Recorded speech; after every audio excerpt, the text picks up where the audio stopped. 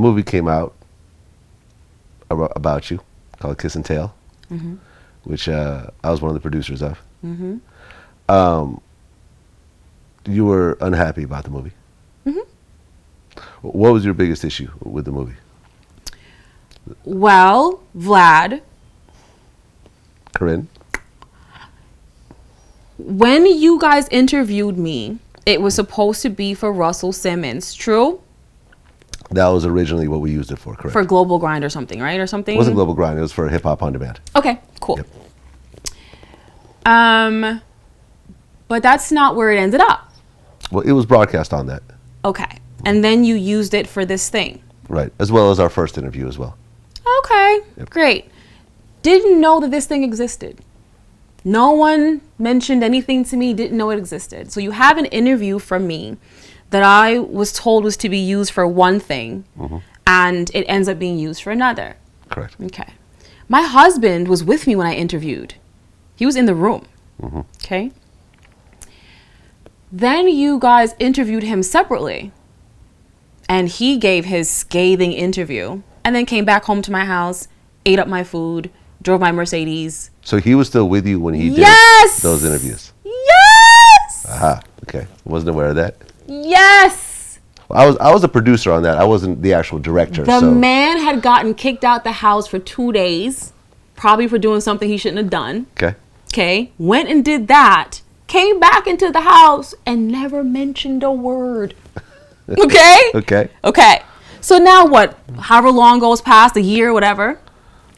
Here's this unauthorized doc. And by the way, you guys interviewed people that I don't even know. People I'd never even met, or if I met them once, never saw them again. People I can give you a list of people I know. And you can go talk to them about me all day. But you got a bunch of scallywags that don't even know me. Somebody I might have high-fived at a party. I don't know who this person is. Okay? So I'm looking at, first of all, I can't even watch it. And it was just bullshit. It was just absolute fucking bullshit. And then I'm sitting next to my husband, okay? And it comes on, and I'm looking at him like... Wait. So you guys were actually hanging out when he came on TV? We were married and living, like any normal married couple. We're together. I hear that this thing's coming on, okay? Oh, so you knew about it before it actually came on? Someone told me. Right, it was on Showtime, I think. Exactly. Yeah. So I click it on.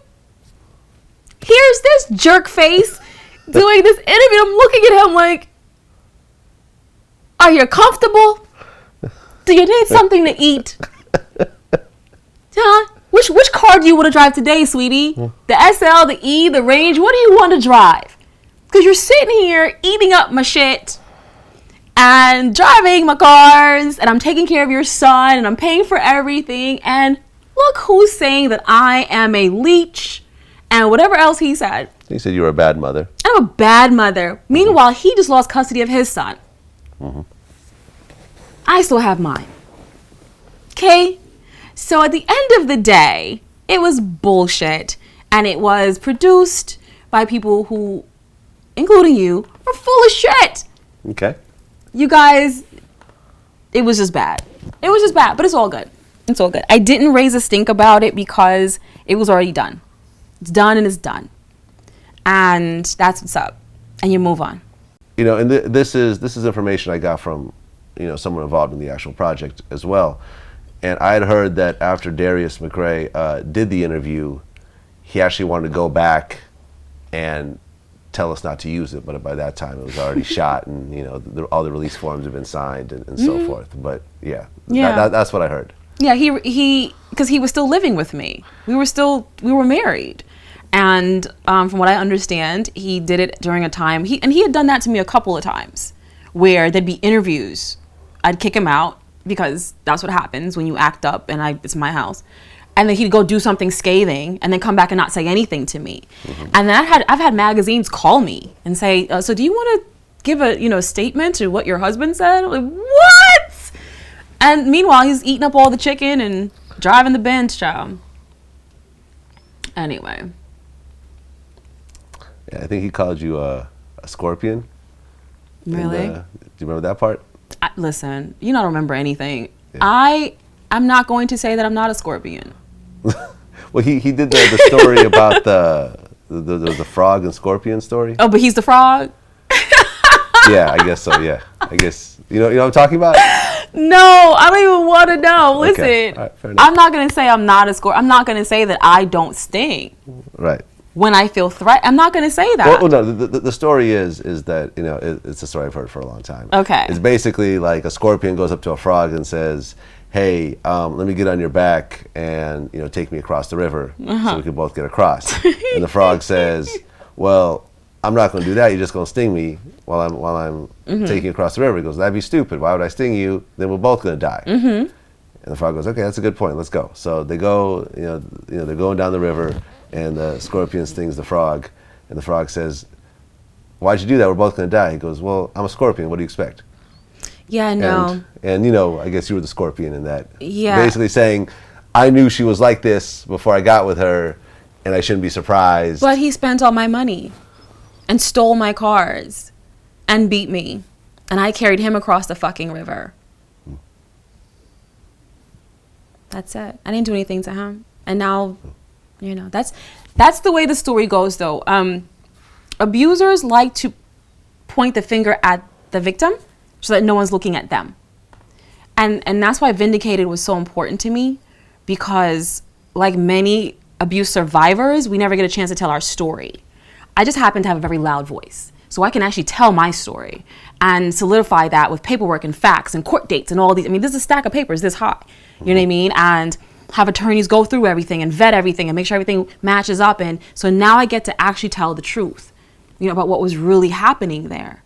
I took care of someone who abused all that I gave him and his child, which he stole, you know? So like, there's a lot of things that I could have said at the time. And if you go back, I wasn't saying hardly anything because I was still in it. But the whole time he was with me, he was constantly berating me publicly and then coming home and beating me. So I had nowhere to go. Nobody would believe me. Nobody would help me, because here's this man saying, I'm horrible. You know, Karrine's so bad. Then comes home and beats Karrine. And then so who's going to believe Karrine when she says my husband's beating me? Who's going to believe her? That's what abusers do. My mother used to go to school and tell them I was on crack. Crack. I was 12. She literally told them I was on crack. So that when I went to them and said my mother's beating me, they looked at me and said, you're on crack, so you're lying. We don't believe you. We don't believe you. It's the same exact thing. So I dealt with that for all those years and couldn't say anything to anyone, because everywhere this man, and this is the thing, why was he with me for so long if I was so bad? Well, I mean, he could say the same thing, right? Why were you with him for so long if he was so bad? That man came to my house. That man jumped over my gate. That man stood outside my door. He never had a place to live, so I couldn't chase him and go find him and go, none of that. I never, ever went looking. Once he left, I never went looking for him. I would move on, have other relationships, and then he'd come back because he'd see me happy somewhere, just like he tried to do in 2013. So when it's done, it's done. I never tried to go back. But he would always, and I was just so weak. I never got a chance to heal, you know, and be okay. So the last time he tried to come back, I had already healed. I'm good.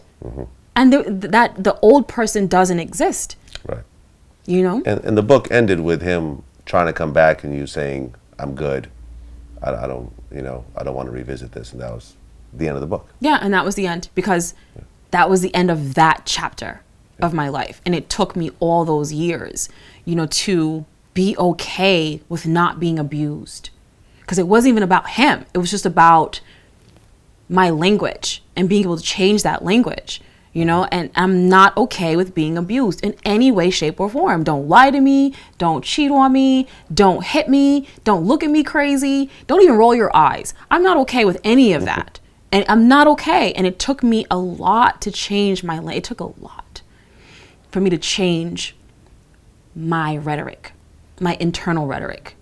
And he My ex-husband came back at the end of 2013, right before Christmas, thinking that I was the same person, and he was saying the exact same things he'd always said, because his rhetoric hadn't changed, but mine had.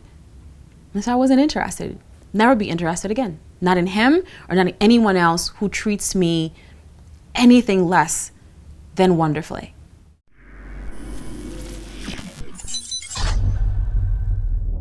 What do you think about Charlemagne comparing, to Pimp a Butterfly and Sugar Free's influence? I heard myself.